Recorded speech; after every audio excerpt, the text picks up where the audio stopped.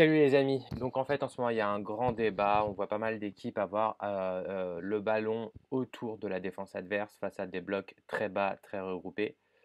Euh, donc on va essayer de voir un petit peu. Il n'y a pas de solution parfaite, hein, mais de voir quelles sont les dynamiques qu'on peut avoir et pourquoi c'est important d'avoir des joueurs à l'intérieur du bloc. Parce qu'on voit souvent cette fameuse possession en U. On l'a vu avec l'Espagne, on l'a vu même à certains moments avec l'équipe de France, avec l'équipe du Portugal, avec l'équipe d'Angleterre, donc des équipes qui ont beaucoup de talent, mais qui ont du mal à faire la différence quand il s'agit de rentrer vraiment dans le bloc et de repousser un petit peu le bloc adverse et de voilà, le dépasser. Donc on voit souvent donc cette possession en U, le ballon aller d'un côté à l'autre sans jamais rentrer à l'intérieur. Et en fait on voit que bah, les équipes sont assez à l'aise parce que vous voyez, quand le ballon rentre là, il n'y a pas forcément à bouger, le ballon va sur un côté, on se décale juste latéralement.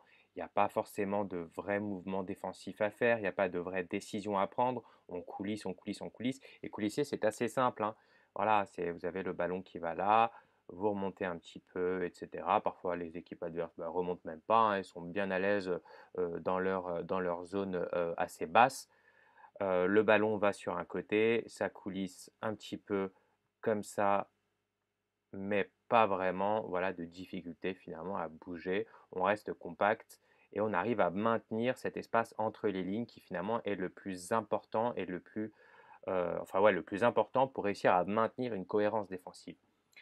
Pourquoi en fait avoir des joueurs à l'intérieur du bloc, c'est vraiment important et ça permet vraiment de faire le décalage.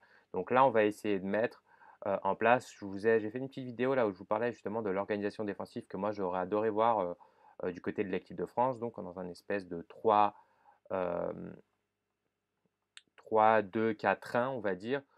Donc voilà, donc première chose, donc on va essayer, donc là vous voyez tout de suite la différence, vous avez deux joueurs dans le bloc adverse, donc là dans l'idéal ce serait par exemple Benzema, Pogba, vous avez un Tolisso qui peut venir demander un peu plus haut, vous avez une défense à 3 qui donne assez de largeur, hein, avec, vous imaginez, Kimpembe, Varane et Koundé.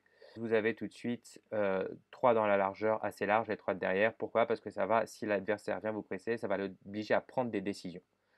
À prendre des décisions, soit je ferme sur les deux qui sont sur le côté et donc je laisse de la place par exemple à Varane pour conduire le ballon.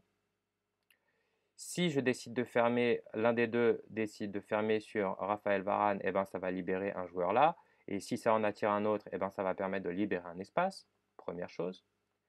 Et s'il décide de rester sur une posture un peu entre deux, et ben vous avez tout de suite la possibilité de choisir de venir fixer par une passe, par exemple, les joueurs derrière la ligne de pressing. Donc là déjà, il faut avoir des gens derrière cette première ligne de pressing.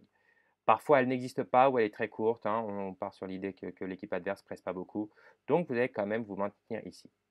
Vous allez évidemment faire des passes de côté à côté pour obliger l'adversaire à coulisser, à coulisser, à coulisser. Et ça, c'est bien de l'obliger à coulisser. C'est bien parce qu'au bout d'un moment, il y a des petits espaces qui vont se laisser, voilà, qui vont commencer à apparaître, à exister. À force de passer d'un côté à l'autre, il y en a un qui va plus forcément faire l'effort. On va prendre un exemple ici, hein, hop là, ça coulisse, et par exemple là, le MDC, il fait plus le milieu centre gauche, là, il va plus faire l'effort. Et là, vous allez quoi? Vous allez avoir un espace qui va apparaître pour Paul Pogba, tout de suite, ici. Et là, si par exemple un Paul Pogba peut recevoir le ballon ici, qu'est-ce qui se passe? C'est que la défense et l'équipe adverse va devoir s'adapter. C'est-à-dire que soit un milieu de terrain va devoir venir compenser sur lui, et donc ça va créer un autre espace ici, dans cette zone-là. Soit c'est un des défenseurs centraux qui va sortir sur Paul Pogba, et donc ça va ouvrir un espace ici, entre les centraux. Et en fait, c'est en faisant ce travail d'usure, de rentrer, de sortir. Vous voyez, là, clac, on va prendre cet exemple-là. Le défenseur sort sur Paul. Paul va retrouver Corentin Tolisso, pardon, ici. Et donc là, il y a un milieu qui va sortir. Et là, par exemple, il y a un Kylian Mbappé qui va faire cet appel-là. Donc la défense va devoir un peu reculer pour venir couvrir un petit peu le déplacement de Kylian Mbappé. Et donc là, il y a un espace qui va se créer au milieu de terrain. Et là, on va peut-être pouvoir retrouver un Paul Pogba qui va recevoir dans cet espace-là avec déjà un peu plus d'espace. Et là, vous allez avoir un Lucas Digne qui va apparaître, qui va faire une course sur le côté. Et là, vous avez le latéral qui va le suivre ou le milieu adverse qui va le suivre. Et donc là, ça va créer un espace, etc.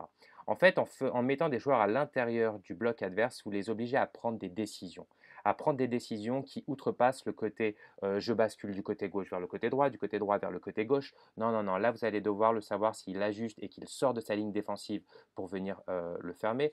Mais dans la possession, l'équipe de France n'a pas réussi à mettre des joueurs ici à l'intérieur du bloc. Les joueurs étaient souvent trop collés, soit à la défense adverse. Et pareil, là, vous n'avez pas vraiment de décision à prendre. Il n'y avait personne dans cette zone-là, donc il n'y avait pas à s'adapter, à sortir de ma ligne, à reculer de ma ligne. Bref, à laisser des espaces entre les lignes et laisser des espaces pour la créativité des joueurs français. Donc voilà, c'était la petite explication. J'espère que ça vous a plu. Bisous les copains et les copines.